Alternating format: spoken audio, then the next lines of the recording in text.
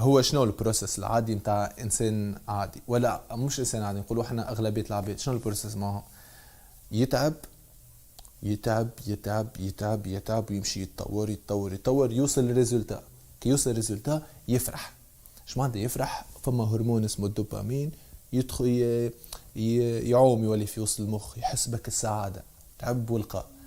فما عباد يتحايلوا على مخاخهم بطرق معينه، كيما نقولوا احنا انه يحكي مع روحه، انه يعمل ايبنوثيرابي مثلا، انه يعمل ميديتاسيون. المفيد يتحايل على مخه باش يولي اكل بروجرس الصغير اللي قاعد يعمل فيه قبل ما يعمل ريزولتا يولي هو في حد ذاته يفرحه.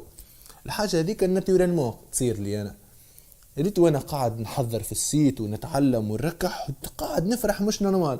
قبيلي قاعد جست نركح في حكايه واكتشفتك كيفاش تعمل. اول ما اكتشفت عملت هكا